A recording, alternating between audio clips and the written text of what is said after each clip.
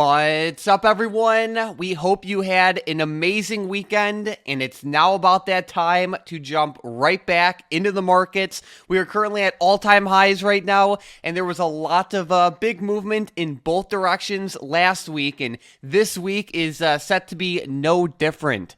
On Friday, about 58% of stocks in the S&P 500 closed in the green. And for this week, we have some very big names set to report earnings. And as we all know, that'll shake things up quite a bit. So stick with us all the way until the end. We have a pretty good big money play today as well. But Tom, let's jump right into it. Yeah, as you can see by the price action Friday, like the movement on Friday wasn't too crazy, but the movement overall last week, like when we go back to Monday, was pretty awesome. The SPY opened up Monday around like the 522 to 522.50 mark and closed the week up around 529. That was a pretty good move there out of the SPY, and it made new all-time highs. So the new all-time high, at least here on TradingView, is 531.52, which it made intraday on Thursday. Ever since that, though, the SPY has been kind of basing back off a little bit, and there was some key inflation data last week that really got the market moving.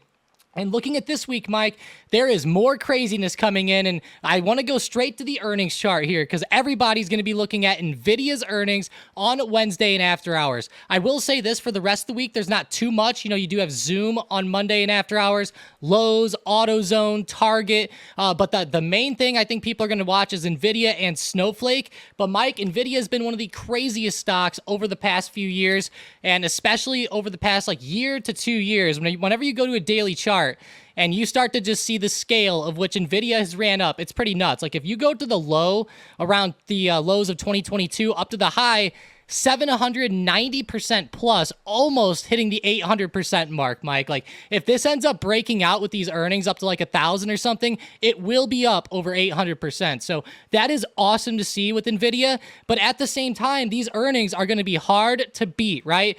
There's some crazy expectations, Mike. Like some of the analysts here are expecting sales to increase by like 251%. And I see some analysts expecting them to go up even more. So I don't know, Mike. This is one of those stocks where it's like, hey, is it going to beat the expectation? Because I don't know, maybe the expectations are a little too high.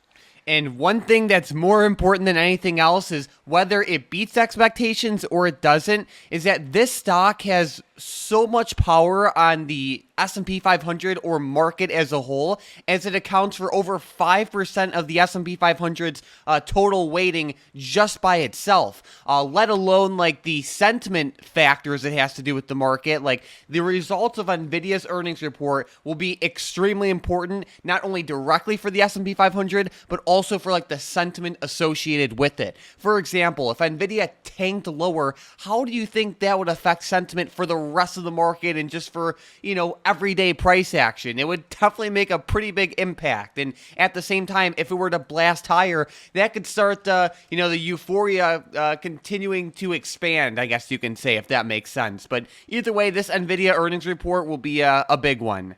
It really will, Mike, and it's on Wednesday in after hours. Just wanted to make sure everybody has it right. Hey, if you guys like some other earnings out there this week, throw them down in the comments below. There are some interesting ones like Snowflake, Target, and others. But yeah, NVIDIA is the main one here, Mike, and we really need a good report. There could even be crazy moves out of other chip stocks from NVIDIA as well. Like you mentioned, the sentiment factor is huge for NVIDIA. If they end up saying that like the overall chip market is starting to slow down a little bit or something, that could end up affecting SMCI, ARM, AMD, Intel. I mean, there's TSM. Like, there's like almost an endless supply of chip stocks now that are really fun to trade. So at the end of the day, we're going to get a lot of volatility on these stocks. And Mike, I know a lot of people are going to be saying like, hey, should I be buying this stock? Look, there's people questioning even on these articles, can NVIDIA surge to $2,000, and a lot of people out there think it can. But what I'll say, Mike, is just be very careful playing the earnings with this one. A lot of people are going to be tempted. It's going to be very difficult to maybe fight that temptation, but, just be smart out there. Keep that risk tight. And of course, don't go too crazy with these out of the money calls or anything like that. No doubt about that. It's very tempted to want to YOLO into NVIDIA earnings, but over the long term, that's not necessarily a smart decision. So let's trade smart this week. But I will say, while we are still on the earnings calendar, I'll say Zoom can be a bit of a wild card on Monday after close. It's one of those stocks that normally does its own thing, and it's at such a low point right now where it's like you'd kind of hope that the stock finally starts to see some daylight. But either way, this company has been disappointing investors continuously over the past couple of years. But, when it does have big moves, or when it does have big news, it definitely has potential to move in like a powerful, consistent way. So it's not necessarily a bad stock by any means. It's more so that it has been lacking momentum so much over the past couple of years where, maybe if they can start to turn that around, that could bring upon a whole new era for Zoom. But we'll see what happens. They have a lot of work to do.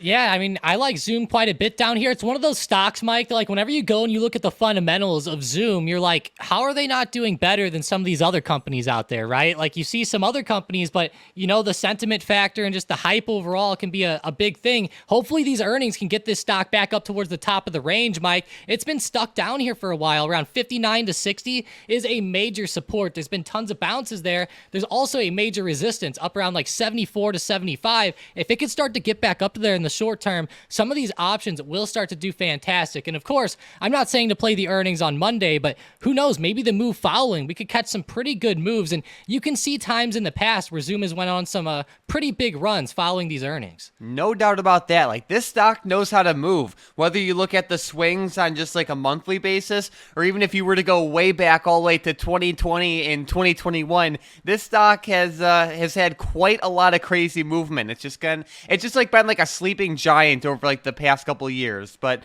again, we will see what happens with this one, but keep a close eye on it for the week. But Tom, we also have like a decently exciting economic schedule too. Yeah, we do. And whenever I look at the economic schedule, I guess we'll start with Powell today, right? He's giving the commencement speech today at Georgetown University. That's a pretty big thing by Powell. I'm just kidding, guys. I know it's funny that they even put that on here, right? A commencement speech, but who knows? Maybe he'll say something. The main things are, though, Monday and Tuesday, we are going to have a lot of Fed speakers. Just go ahead and look at the lineup here. I mean, all day long, they're all like a couple hours spread out, but especially in the morning, like around 8:45 Eastern and 9 a.m. Eastern time, there's going to be Bostic, Barr, and Waller all speaking. Then Tuesday, I can't even count them all, Mike. There's like eight Fed speakers. So be ready Monday and Tuesday. The Fed speakers, they can play a pretty big role. We'll see the market sometimes move off of different statements that they make, and I'm sure that they'll talk about rate cuts and all types of stuff. So be ready for that. There's a couple events there. Later in the week on Wednesday, we actually have the FOMC minutes, existing home sales. Then Thursday, we're coming in with the initial jobless claims, and Friday, durable goods orders. So you're right. There's quite the rundown on the schedule this week. No doubt about that. But another thing we just have to talk about is what's happening with the volatility index. So basically, the volatility index is at its lowest level since November of 2019. And there are a couple key things associated with this. The first thing is that basically what a low VIX means is that market makers and just the market as a whole is just not really expecting any craziness out of the market in the short term. They're just expecting, you could say, sunshine and rainbows. But what's worth noting is that whenever the market has gotten to, or the VIX has gotten to levels this low in the past, this area tends to be the spot where it bottoms out. And once it does bottom out, like when you have a VIX that's going up, that means that options premiums as a whole are also rising. So it's a lot easier to get some very crazy moves on the option side of things when you have a rising VIX. And VIX is kind of at its bottom point right now, which is a pretty good thing for options traders. So options are pretty cheap right now, and when the VIX starts to rise up, in a significant way, the options premiums can really go crazy. But I wanted to point this out because it has multiple meanings, and obviously the current level of the VIX is, one of the lowest we've seen in a couple years at this point. Yeah, it really has, Mike. And the one thing that I have to say is it's time to put on the tinfoil caps, guys. Look at what's happened the past times that VIX was at these levels, okay? Now, there are times where VIX might sit around here for a little while, so I'm not saying the VIX is going to necessarily run up right away. Like, look here in the late 90s or early 90s, how it was just, going really slow here in the range, right? What I'm looking for, Mike, is right before, right after all of these big drops on VIX, right before we started getting those big increases, it was always during a big time of volatility, right? Like the dot-com bubble or the financial crisis or the COVID crash, right? What's coming next, right? Is it going to be the chip crash, right? The chip bubble, semiconductor bubble, whatever they want to call it. I don't know. It just might. But either way, it's very interesting to see the VIX down this low, and it hasn't been this low in the chart in a long time. I will say this, I'm definitely going to be watching these lower levels for support, especially with SPY at all-time highs. Like, if we do see a bit of a pullback, that'll be a very enticing time to start to try and trade those options. But for now, obviously the SPY's been on a pretty unstoppable freight train, so we'll have to see how long it continues up for. The lower the VIX goes, the cheaper options are, and VIX does mean revert. So, we are to that bottom end of the VIX range. So it'd be pretty rare to see it go lower than this. But either way, keep a close eye on VIX going forward. And Tom, we still have a bunch of AI hype, you could say, flowing through the market. And Microsoft had some interesting news recently related to that. So what's going on there? Yeah, Microsoft has actually been killing it. We can see on the weekly chart how good that they've been doing, and we actually go out to the daily. They've been one of the better companies here over the past few weeks, helping to push the SPY back to the upside, and they actually have some news this week. They're going to be holding an event called their Build Developer Conference, so that's a very interesting one here. They're going to be talking about how to utilize AI in PCs here, and whenever they say PCs, they're looking for like every computer to start to actually use AI, which I think is very interesting. Here's a quote from the Microsoft CEO where they said, 2024 will mark the year where AI will become the first class part of every PC. So that's why I said that.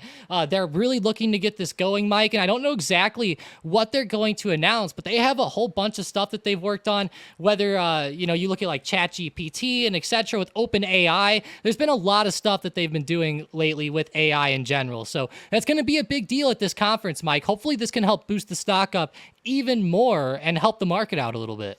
We shall see, but either way, keep a close eye on Microsoft. But let's start looking at some setups and predictions for tomorrow. A stock I'm watching very closely right now is GDX, and we've been talking about GDX and gold miners in general in a bullish way for quite some time now, and it just keeps on marching higher. Basically, with GDX, it's breaking higher again. It's a bunch of gold mining stocks all under one ticker symbol. Gold prices are still right at record highs. Silver prices are marching higher, and even copper prices are even exploding as well. So I'm going to continue to look at this area of the market in a bullish way. GDX has been moving strongly, and even as we've pointed out over recent weeks with, I guess you could say, stocks like NEM, GOLD, and even BHP with the big money play from last week as well. All of those have been moving up in a pretty meaningful way, and I would not be surprised to see them continue. The only thing I will say is that this thesis is not something that is exclusive to tomorrow. These stocks have been moving in a strong way over the past couple of months and weeks, and as I continue to look at them further, again, it kind of has that like couple of weeks, outlook rather than just tomorrow.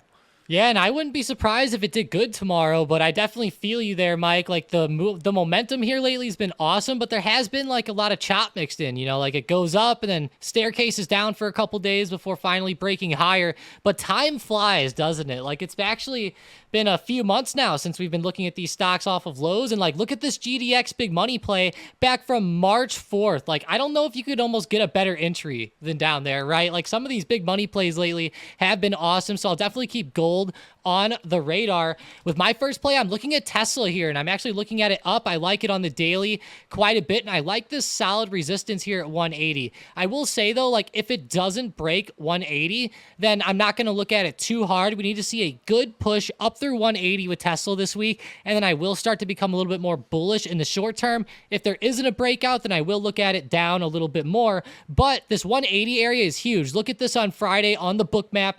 There was a huge stack right at 180, 187,000 shares there towards the end of the day. So that's a big spot. If it can break there this week, that'll be awesome. But 180 has been big on Tesla for a while. Like, I've seen multiple bounces off of this level over the past few years, and I will keep watching it here in the short term. So let's go, Mike. You know, Tesla's starting to heat back up again with the market. Although I will say this, it has a lot of room back up, right? Like, Tesla's been taking a lot of flack lately.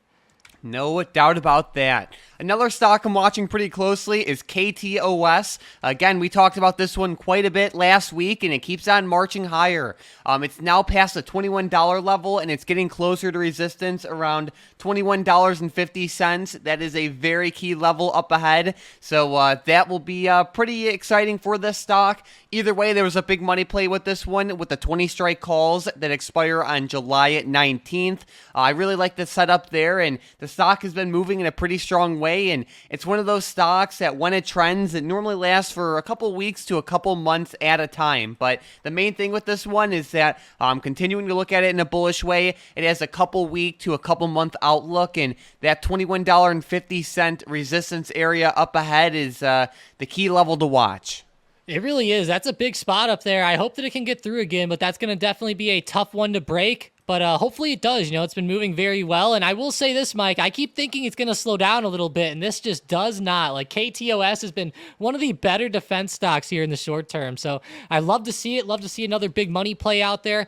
With my next one, I'm looking at PayPal to the upside. I'm looking for a break above 64.80. I really like that area as key resistance here in the short term. I want to see a good breakout there up to 65, and then I could see this one going up quite a bit more. If we go to the daily, it's down quite a bit, but it is down around support. So I'm looking for it to come up off the base here.